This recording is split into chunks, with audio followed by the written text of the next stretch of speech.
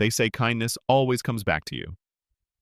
But that morning on the side of a cold, gray highway, all I could think about was how much it was going to cost me. My hands were numb, my jacket thin, and the minutes were slipping away toward the most important job interview of my life. The old woman stood there, looking lost beside her car with a flat tire, and I knew. If I stopped, I might be throwing away my dream. Still, I pulled over. I had no idea this moment would change everything. Before we get into it, hit like, subscribe, and leave me a comment telling me what was your last good deed. Your support really helps me share more stories like this one. The wind cut through my jacket as I crouched beside her car.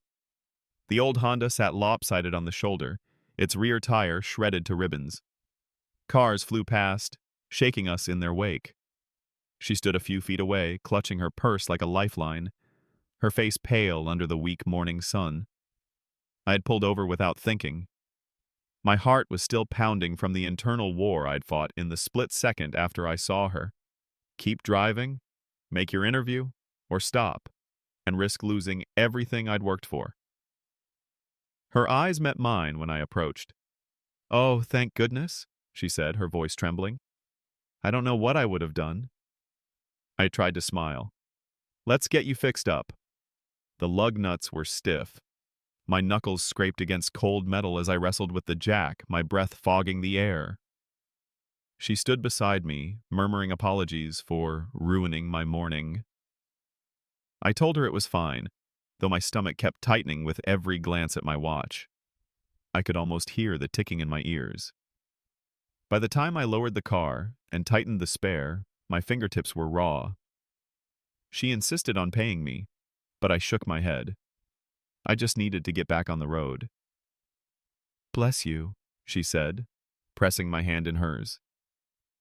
Her grip was surprisingly strong for someone so fragile. I waved goodbye, sprinted to my car, and merged back into traffic, with the sick certainty I was going to be late. I'd been chasing this opportunity for months. The company wasn't just any company. It was the place I'd dreamed of working ever since I first set foot in college. Sleek offices downtown, projects that actually mattered, a salary that could pull me out of my cramped apartment and erase the debt I'd been drowning in since graduation. Landing the interview alone had felt like a miracle. I'd spent weeks polishing my resume until every line shone. I'd rehearsed answers in the mirror, in the shower, even lying in bed at night. I knew the job market was brutal, but I also knew I could prove myself, if I could just get in the door. The problem was, the interview was scheduled for 9 a.m. sharp, and in their invitation email they'd written something that sent a shiver down my spine. Punctuality is essential. Late arrivals will not be considered. No pressure, right? That morning I left my apartment early, triple-checking my portfolio, my tie, my breath. I told myself I'd have time to grab a coffee near the building and arrive cool and composed. But fate, or maybe bad luck, had other plans. I was halfway there when I saw her. The little silver Honda was barely visible on the shoulder, hazard lights blinking weakly. She was standing beside it, looking like the wind might knock her over. Cars blasted past without slowing down.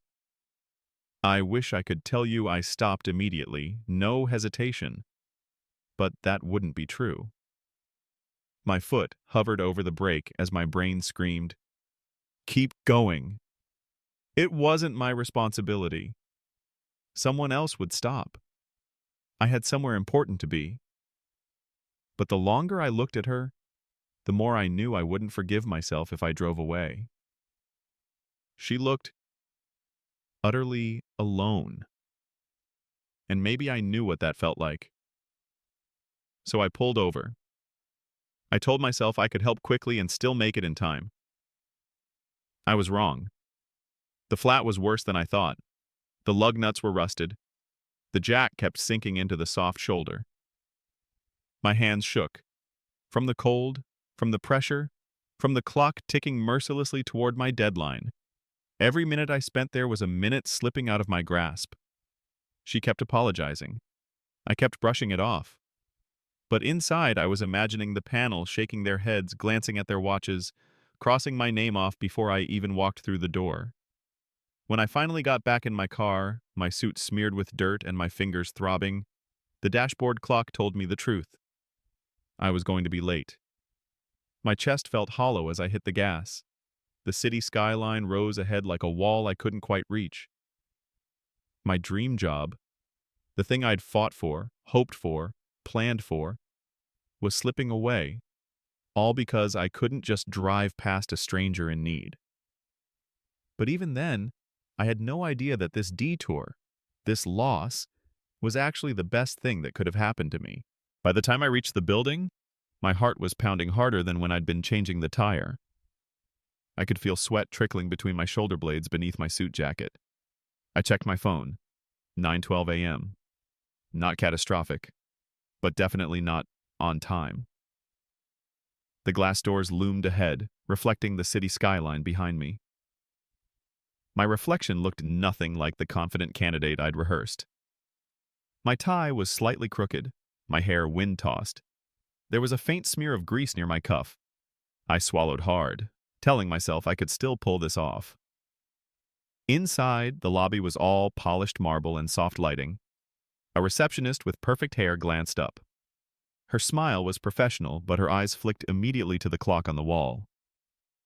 "Interview panel for 9 o'clock?" she asked. I nodded, trying to sound casual. "Yes, I'm here for the marketing strategist position." Her fingers paused over the keyboard. "They've already started." My stomach sank. "Could I—" She glanced toward the elevator. "Go ahead. 4th floor, conference room B. But just so you know, they're very strict about time." The ride up felt like an elevator into judgment. My mind scrambled for excuses. Traffic accident, subway delay, but each one sounded thin, insincere. And really, I didn't want to lie. If I was going to explain myself, I'd tell the truth. The doors slid open. The hallway smelled faintly of coffee and printer ink. I followed the signs until I reached a frosted glass door with conference room B etched in silver letters. Through the glass, I could see them. 4 people seated at a long table. Papers, laptops, cups of coffee in front of them. Their heads turned in unison as I opened the door. I cleared my throat, offered a small apologetic smile. "I'm terribly sorry for being late. Something unexpected happened on my way here." The man closest to the door adjusted his glasses, scanning me. "We were just discussing your resume," he said. "Please, have a seat." I moved to the chair opposite them, my portfolio clutched tightly. I couldn't tell if they were irritated or simply assessing me. I launched into my prepared introduction. My education, my work history, my enthusiasm for their company. But my voice felt too fast, my words tumbling over each other. And then I felt eyes on me. Not just polite attention, but recognition. From the far end of the table, the woman in the center leaned forward slightly. Her silver hair caught the light. Her gaze was steady, almost amused. It took me a heartbeat to place her. It was her, the stranded woman from the highway. My mouth went dry. Her expression didn't change. She didn't say a word, just watched me like she was holding a card I didn't know she had. The rest of the panel peppered me with questions. I did my best to respond, but my mind kept circling back to her. Was she just part of the company somehow? An assistant? A guest? Or was I in a far more complicated situation than I realized? Finally, one of the interviewers, a younger man with a clipped tone, asked, "Tell us about a time you had to make a quick decision under pressure." The irony almost made me laugh. I took a breath. "Actually," I said, "this morning." They looked up from their notes. I told them, briefly, without embellishment, about driving toward the interview and seeing a woman stranded on the side of the road. About stopping, changing her tire in the cold wind. About realizing halfway through that I'd probably be late. And about deciding to help anyway. I didn't look directly at her as I spoke, but I felt her gaze. The kind that sees more than just the surface. When I finished, there was a short silence. The younger man tilted his head. And you knew that stopping might cost you the interview? Yes, I said simply. But it felt like the right thing to do. Another panelist scribbled something down. I couldn't tell if it was good or bad. Then, for the first time, she spoke. Were you expecting anything in return? Her voice was calm, deliberate. No, I said. I just didn't want her to be stuck there alone. Our eyes met. She smiled faintly. That's admirable. The rest of the interview moved on. Technical questions, scenario problems, the usual gauntlet. But her presence shifted the air. Whenever I glanced at her, she seemed approving, though she never directly referenced our roadside meeting. When it was over, they thanked me and told me they'd be in touch. I left feeling drained. Not because I thought I'd failed, but because I had no idea what had just happened. The odds of meeting her twice in one morning, first on the shoulder of a highway, then at my dream job interview, were so slim it felt like fate was playing games. In the elevator down, my hands were still cold from the wind earlier. And deep inside, I couldn't shake the sense that her knowing smile meant more than I could see. The rest of that day, I couldn't focus. I kept replaying both encounters, her fragile figure by the roadside, and then her composed authority in that conference room. Who exactly was she? And had my choice to stop helped me? Or doomed me? 2 days passed with no word from the company. My confidence began to erode. Friends told me I was crazy for stopping. They'll think you're unreliable, one said. Late is late. No one cares why.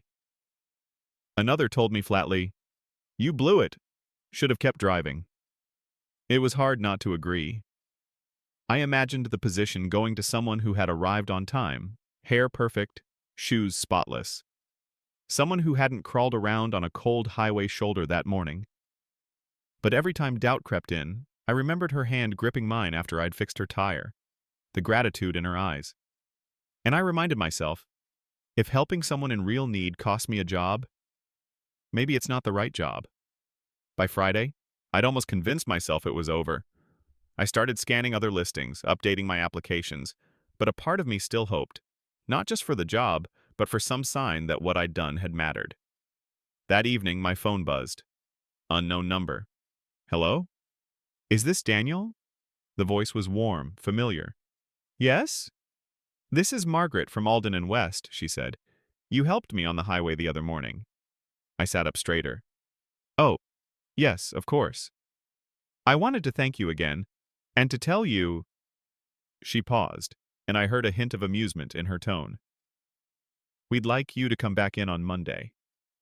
My breath caught. So, I'm still in the running?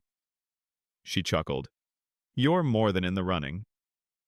I didn't fully understand what she meant, but something told me Monday would bring answers I hadn't dared imagine. Monday morning, I arrived 20 minutes early. I wasn't about to give fate another chance to test me. The lobby smelled faintly of fresh coffee and polished wood. My reflection in the glass doors looked calmer this time. Clean suit, steady hands. But inside, my pulse drummed with anticipation. The receptionist recognized me immediately. They'll be with you shortly, Mr. Turner, she said, her tone warmer than last week. I sat in the same leather chair I'd used before, staring at the elevator doors. Each chime made my stomach tighten. I wasn't even sure what I'd walked into. Was this a second interview, or a formality? Margaret's voice on the phone had been kind, but vague. Finally, the elevator slid open, and there she was, Margaret. But she looked different than she had on the roadside. That morning, she'd been a small figure bracing against the wind. Now she stood tall, poised, in a tailored navy suit. Her silver hair framed a face that was both elegant and sharp. People in the lobby nodded respectfully as she passed. She spotted me immediately and smiled. Daniel, she said warmly, come with me. I followed her into the elevator. It was just the two of us, the quiet hum of the lift surrounding us. You clean up nicely, she said, glancing at me with a hint of humor. I laughed softly. You too. I almost didn't recognize you. Funny how context changes perception, she said, her eyes glinting. When we reached the top floor, she led me past glass-walled offices and bustling workspaces. People greeted her as we walked, their tones deferential. I was starting to understand she wasn't just another panel member. We stopped outside a large corner office with floor-to-ceiling windows. She gestured for me to step inside. I wanted to speak with you personally before we continue the hiring process, she said, closing the door behind us. I took a seat across from her desk, still unsure where this was going. The view behind her stretched across the entire city, sunlight spilling through the skyline. Daniel, she said, folding her hands, you may not know this, but I'm the chief executive officer here. And I was observing your interview last week, for a reason beyond the role you applied for. My breath caught. CEO. She leaned forward slightly. You see, anyone can polish a resume. Anyone can rehearse answers. But character, that's harder to measure. And last week, you gave me the clearest example I've seen in a long time. I blinked, unsure what to say. You had every reason to drive past me, she continued. You had an important appointment, your own future to think about. And yet, you stopped. You worked in the cold, got your hands dirty, and didn't ask for a thing in return. Her words felt almost unreal. All I could think was, this morning on the highway, I thought I was risking my dream. But maybe that choice had opened a door I never could have forced on my own. She smiled. Let's go talk to the board. Oh. We stepped into the same conference room as before. The hiring panel was already there, seated around the polished table. But this time, Margaret walked straight to the head of it without hesitation. Good morning, she said, her voice carrying easy authority. Before we continue, I'd like to make something clear. This is not a typical second interview. The panelists exchanged curious glances. She turned toward me. Daniel here demonstrated, in an unscripted moment, the kind of integrity and decisiveness that we value most in this company. He didn't know who I was. He didn't know anyone was watching. Yet he made the harder choice, to help someone in need despite personal cost. The younger man from last week shifted in his chair, looking at me in a new light. I want to offer him the position, Margaret said simply. Effective immediately. A ripple went through the room. Surprise, but also nods of agreement. One of the women smiled at me warmly. The younger man looked like he wanted to apologize for doubting me. I opened my mouth to thank her, but she held up a hand. There's more, she said. I believe Daniel's potential goes beyond the role he applied for.